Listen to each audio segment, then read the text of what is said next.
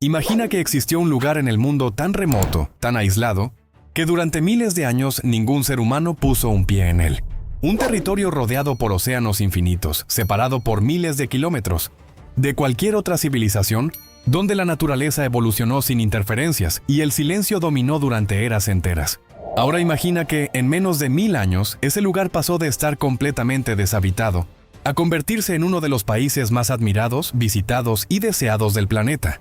Imagina un sitio donde montañas cubiertas de nieve se alzan junto a playas salvajes, donde bosques primitivos conviven con ciudades modernas, y donde culturas ancestrales y sociedades contemporáneas aprendieron, no sin conflictos, a coexistir. Ese lugar existe, y su historia es tan breve como extraordinaria. Nueva Zelanda no es solo un país, es un experimento humano a gran escala. Un territorio donde la historia se condensa, donde los procesos que en otros lugares tardaron milenios aquí ocurrieron en apenas unos siglos.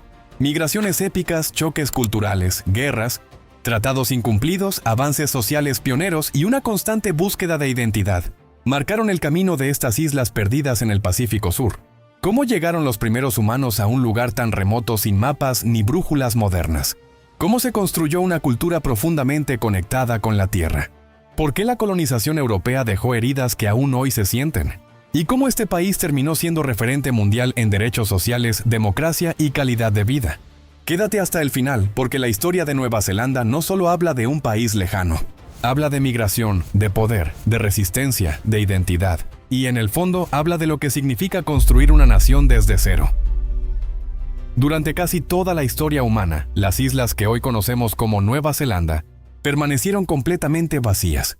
Mientras continentes enteros veían nacer civilizaciones, imperios y religiones, este rincón remoto del planeta seguía intacto, moldeado únicamente por fuerzas naturales. No fue hasta alrededor del año 1250, posiblemente algunas décadas antes o después, cuando los primeros seres humanos llegaron finalmente a estas tierras aisladas por miles de kilómetros de océano. Aquellos pioneros no eran exploradores europeos ni conquistadores armados. Eran navegantes polinesios, protagonistas de una de las mayores hazañas marítimas de la historia humana, la expansión polinesia a través del Océano Pacífico.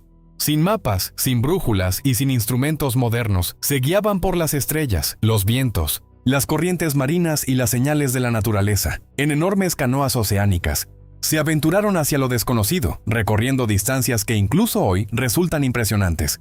Estos navegantes llegaron a una tierra que llamaron Aotearoa, la tierra de la larga nube blanca. Allí se convirtieron en los antepasados del pueblo maorí. No llegaron como invasores, sino como colonos que debían adaptarse a un entorno completamente nuevo.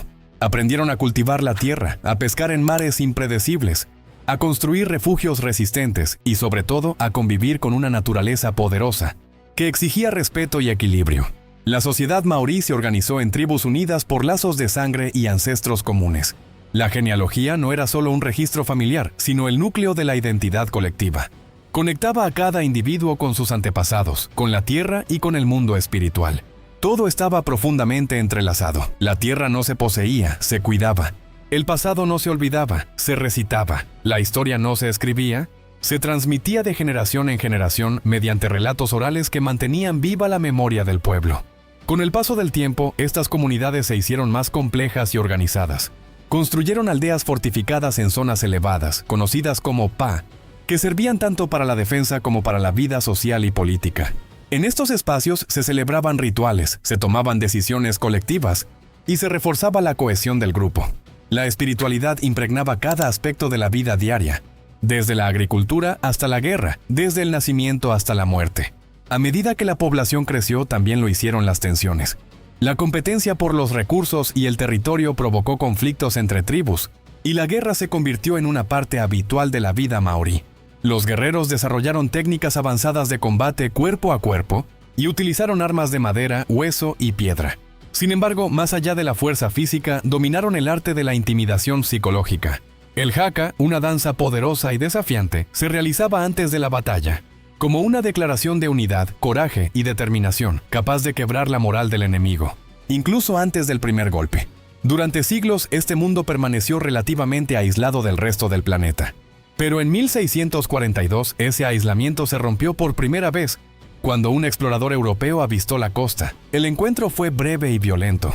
y aunque no hubo asentamientos inmediatos, bastó para situar a Nueva Zelanda en los mapas europeos. Sin embargo, pasarían más de 100 años antes de que los europeos regresaran de forma sostenida. Ese regreso se produjo en el siglo XVIII, cuando exploradores británicos y franceses comenzaron a llegar con mayor frecuencia. Uno de ellos dedicó años a cartografiar las islas, estableciendo relaciones complejas con los maoríes, en ocasiones cooperativas, en otras marcadas por la violencia y la desconfianza. El comercio se intensificó, los europeos intercambiaban herramientas, telas y objetos de metal por alimentos, madera y otros recursos locales. Pero entre todos los productos introducidos, hubo uno que alteró para siempre el equilibrio de poder: las armas de fuego. La llegada de los mosquetes transformó radicalmente la sociedad maorí. Comenzó una carrera armamentista sin precedentes entre las tribus, dando lugar a décadas de violencia extrema conocidas como las guerras de los mosquetes. En apenas una generación, decenas de miles de personas murieron. Comunidades enteras fueron desplazadas y el mapa tribal del país cambió de forma irreversible. Mientras tanto, los europeos comenzaron a establecerse de manera permanente. Marineros desertores, comerciantes, misioneros y aventureros fundaron los primeros asentamientos. Algunos se integraron en comunidades maoríes, mientras otros impulsaron la expansión colonial. Los misioneros introdujeron el cristianismo, pero también algo inesperado: la alfabetización. Por primera vez, la lengua maorí fue escrita, permitiendo preservar historias y tradiciones, que hasta entonces solo existían en la memoria oral. A comienzos del siglo XIX, el interés británico aumentó de forma acelerada. Empresas privadas vieron en Nueva Zelanda una oportunidad económica y comenzaron a adquirir enormes extensiones de tierra, muchas veces mediante acuerdos injustos o poco claros. Esto generó tensiones crecientes y preocupación tanto entre los maoríes como en el propio gobierno británico. En 1840 se firmó un tratado que marcaría el futuro del país. En teoría, garantizaba la soberanía británica mientras protegía los derechos de los pueblos indígenas. En la práctica, las diferencias entre sus versiones y su interpretación provocaron décadas de conflictos. La llegada masiva de colonos europeos intensificó las disputas por la tierra y la autoridad. Estallaron guerras. Tropas británicas, apoyadas por algunas tribus aliadas, se enfrentaron a la resistencia maorí en una serie de conflictos sangrientos. Aunque los maoríes demostraron una extraordinaria capacidad militar y estratégica, finalmente fueron derrotados. Grandes extensiones de tierra fueron confiscadas, dejando heridas profundas que aún hoy forman parte de la memoria colectiva del país. A pesar de la violencia y el trauma, Nueva Zelanda continuó creciendo. La agricultura, especialmente la ganadería, impulsó la economía. El descubrimiento de oro atrajo a miles de inmigrantes de Europa, Asia y América. El país se transformó rápidamente en una sociedad diversa, dinámica y en constante cambio. Políticamente, Nueva Zelanda avanzó de forma sorprendente. Se estableció un parlamento, se impulsaron grandes proyectos de infraestructura y se desarrolló un temprano estado de bienestar. En 1893, el país hizo historia al convertirse en el primero del mundo en otorgar el derecho al voto a las mujeres, consolidándose como un referente mundial en derechos civiles. A comienzos del siglo XX, Nueva Zelanda obtuvo mayor autonomía dentro del Imperio Británico, aunque mantuvo fuertes vínculos con la metrópoli. Esa relación se puso a prueba durante las guerras mundiales, cuando miles de soldados neozelandeses lucharon y murieron lejos de casa. Sus sacrificios no solo marcaron al país, sino que ayudaron a forjar una identidad nacional propia. Tras la Segunda Guerra Mundial, el mundo cambió, y Nueva Zelanda con él.